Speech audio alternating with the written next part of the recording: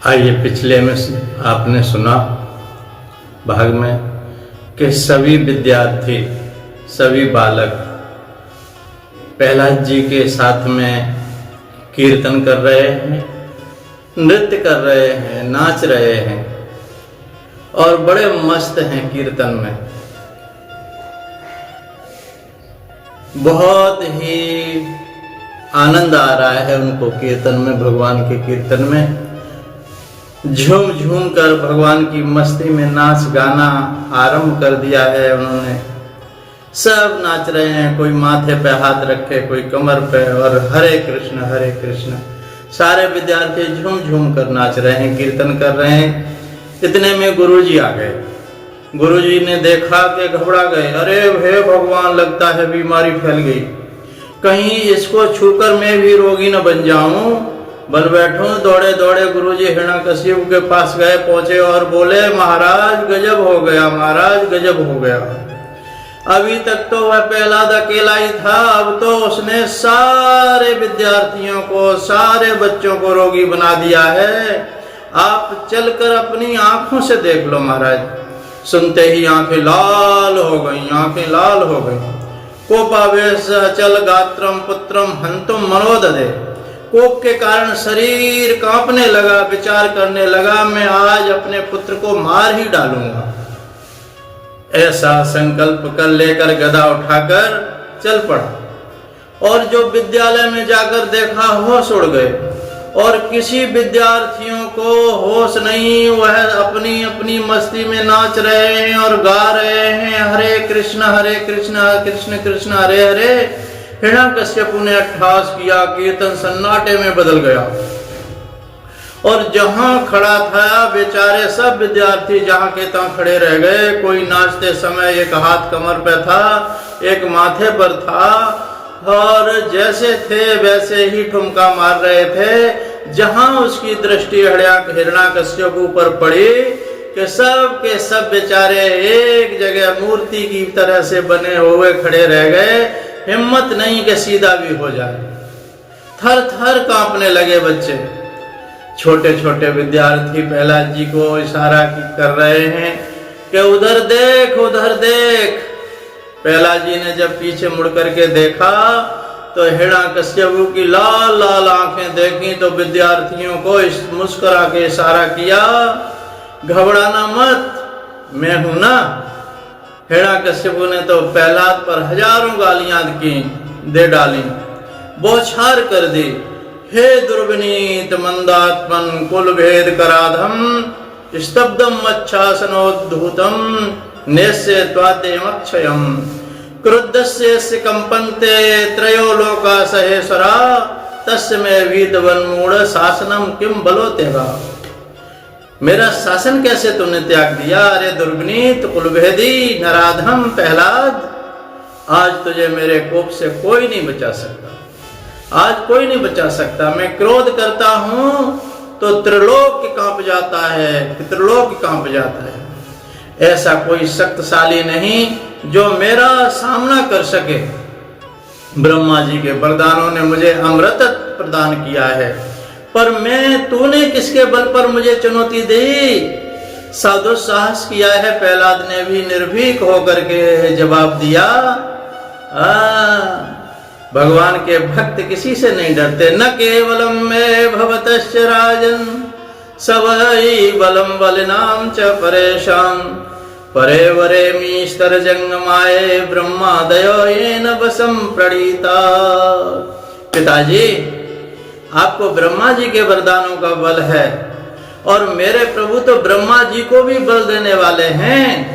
चराचर जगत के जीवों में जो कुछ भी बल पराक्रम हुआ दिखाई देता है, मेरे प्रभु का ही दिया हुआ है।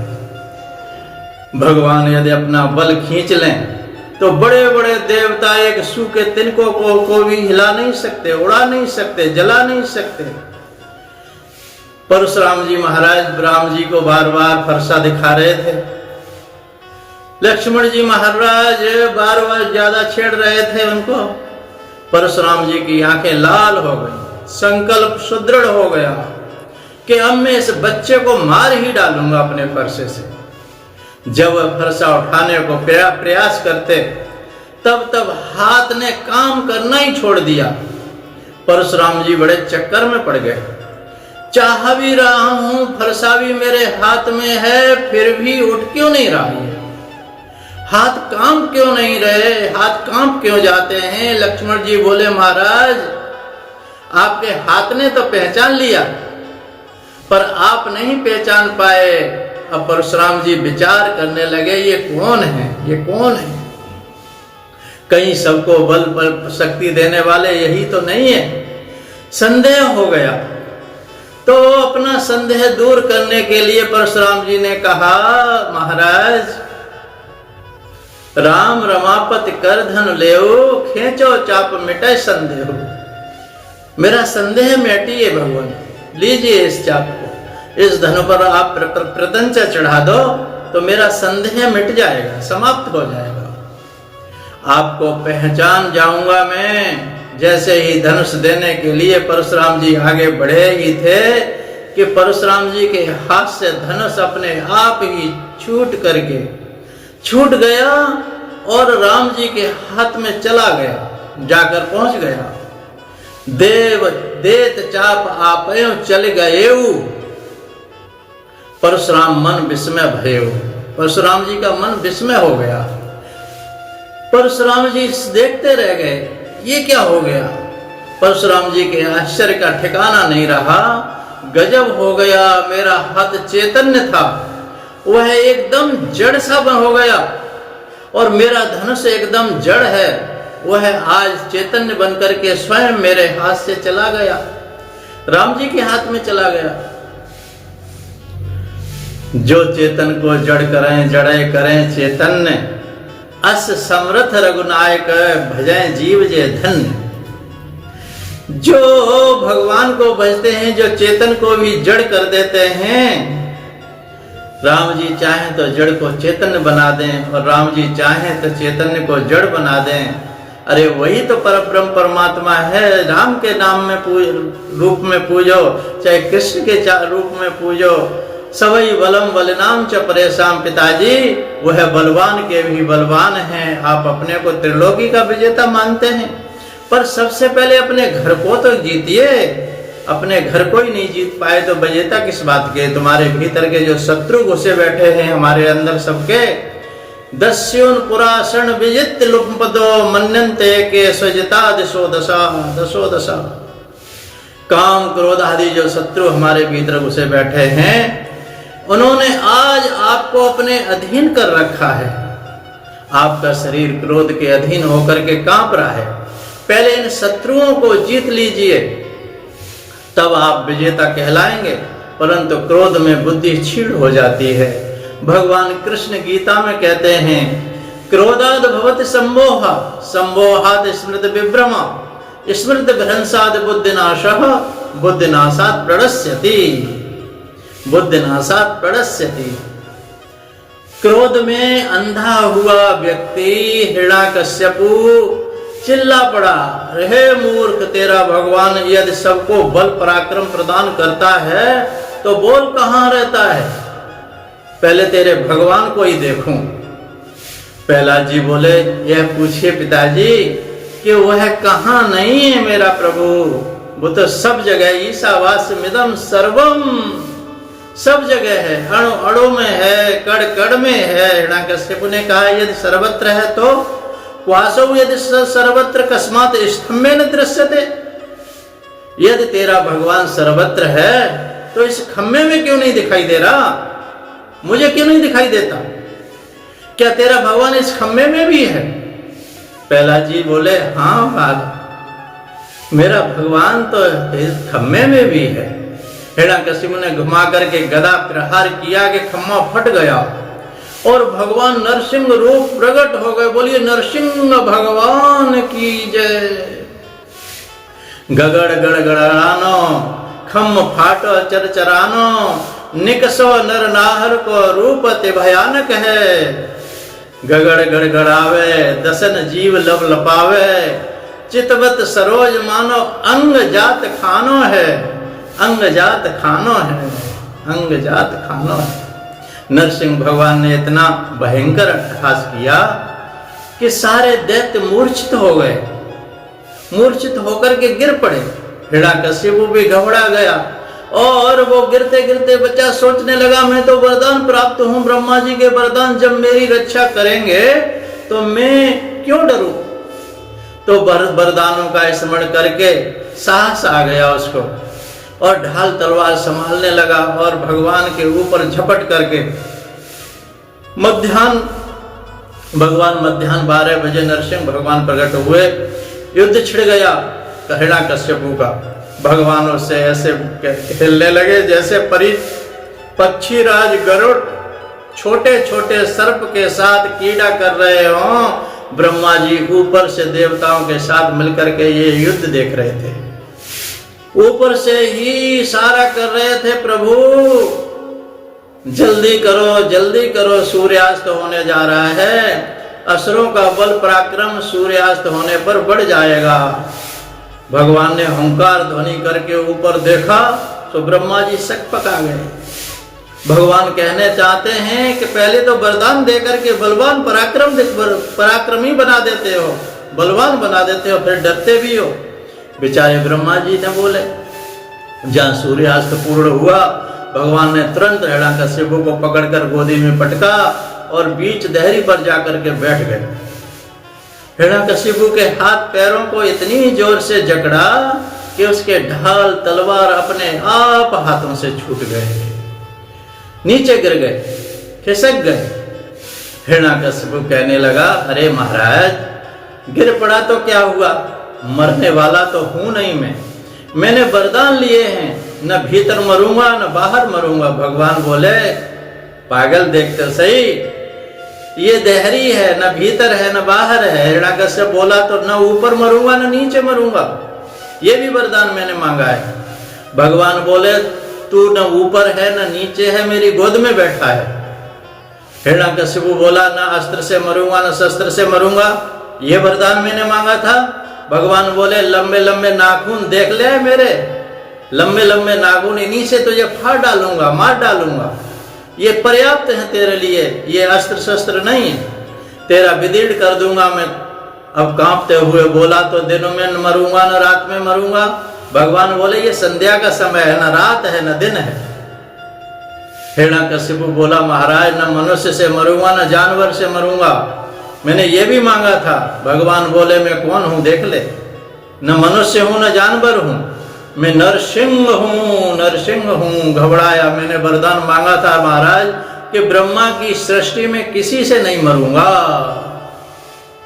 भगवान बोले, सुन, ब्रह्मा को मैं बनाता हूं, ब्रह्मा ने मुझे नहीं बनाया, मैं ब्रह्मा की सृष्टि में नहीं हूं। अब तो बेचारा बुरी तरह घबरा गया, अरे तो क्या वरदान, और मैं 12 महीने में किसी महीने में नहीं मरूंगा, ऐसा भी वरदान मैंने मांगा था।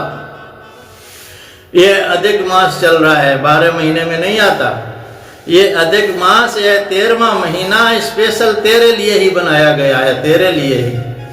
सत्यम विधातुम निज भृत्य भासितम व्याप्तम च भूतेषु खिलेषु चात्मना अदृष्टाद अद्भुत रूप मुद्वहन स्तंभे सवायाम न मृगम न मानुषम, न मृगम न मानुषम।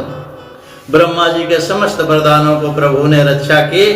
सनकादिकों के शाप की रक्षा करने के लिए ही भगवान इस रूप में आए और अपने भक्त प्रहलाद के वचन को ही सत्य करने के लिए इस अद्भुत रूप में भगवान प्रकट हुए।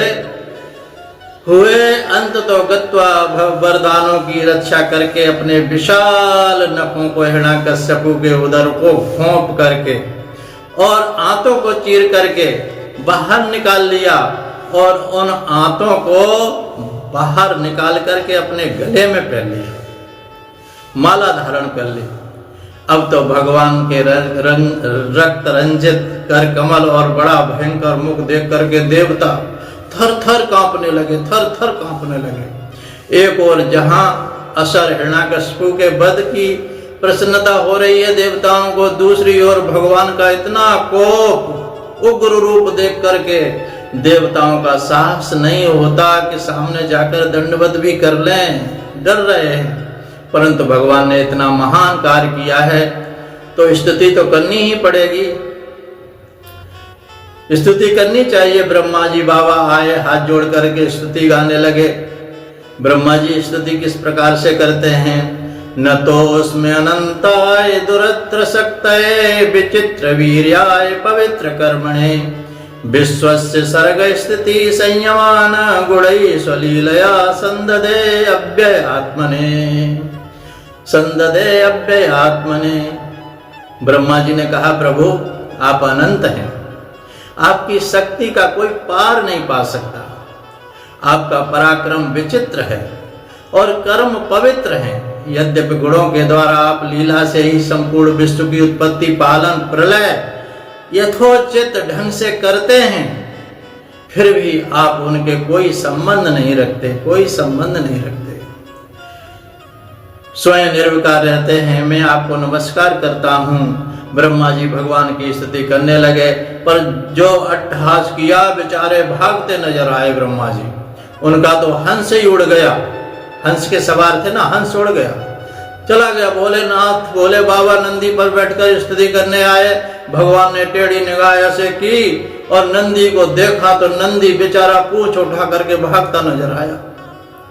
एक एक करके सब देवगण आए, पर कोई सामने टिक नहीं पाए। भगवान का उग्र रूप है। जब मनु लोग आए तो भगवान ने पूछ लिया, कौन हो तुम? डर करके बोले, महाराज मनमो वयम तब निर्देश कारिणा, हम तो आपकी आज्ञा का पालन करने वाले मनु लोग हैं। महाराज अब तो जो भी आता है तो पहले ही भगवान को अपना परिचय दे देता है, बाद में स्तुति करता है। प्रजापतियों ने कहा, प्रभो प्रजेशा वयम ते परेशा विसृष्टा। गंधर्वों ने कहा, वयम विभोते नट नाट्य गायका, हम गायक हैं महाराज। सब अपना अपना परिचय देते हैं, भगवान का स्तवन कर रहे हैं, स्तवन कर रहे हैं। परंतु जब स्तुति करके चले गए, भगवान के कोप में तनिक भी न्यूनता न देखी, तब सब देवता सिर पकड़ करके बैठ गए कि अब क्या करें। देवताओं ने अंत में निर्णय लिया, भाई पतिदेव कितने भी महाक्रोधी क्यों न हो, उनकी धर्म पत्नी जी उन्हें मनाना अच्छी तरह से जानती हैं। अतः हमें माता लक्ष्मी जी की पास चलना चाहिए। और लक्ष्मी जी जिसके पास जाकर के प्रार्थना की और कहा लक्ष्मी जी से कि माता आज आपके स्वामी जी क्रोध में भरे इतने लाल पीले बने बैठे हैं, हमने तो आज तक ऐसा इतना भयानक रूप कभी नहीं देखा उनका। आप जल्दी से कैसे भी बने उनके कोप को शांत कर दीजिए। लक्ष्मी जी तो हंसने लगी, मेरे स्वामी क्रोध हो ही नहीं सकता, वह तो शांताकारम है, परम शांत हैं। देवताओं ने लक्ष्मी जी से कहा, माता जी चलकर देखो तो सही। तब 16 श्रृंगार करके भगवती लक्ष्मी स्वर्ण का थाल सजा करके और छम छम करती हुई पधारी। नारायण के चरणों की आरती करते करते जैसे ही मुखमंडल के ऊपर जैसे ही आरती गई घुमाई कि भगवान ने मुंह फाड़ करके ऐसी जोर से दहाड़ लगाई, तो लक्ष्मी जी भी दैया मैया करके थाली फेंक करके लक्ष्मी जी भागती नजर आई। लक्ष्मी जी भाग गई और कहने करी, अदृष्टा श्रुत पूर्वत्व सानो पे आय शंकिता। अरे मैंने तो ऐसा रूप कभी नहीं देखा अपने स्वामी का। सशंकित भगवती लक्ष्मी तो थाली फेंक कर भाग गई। अब तो देवताओं के होश उड़ गए। हे भगवान, अब किसके पास जाएं? अंत में सबका ध्यान परम भागवत प्रहलाद जी के ऊपर पड़ा, जो भगवान की यह सारी विचित्र लीलाओं को शांत भाव से देख रहे थे खड़े होकर के। सारे देवता आकर बोले, पुत्र प्रहलाद,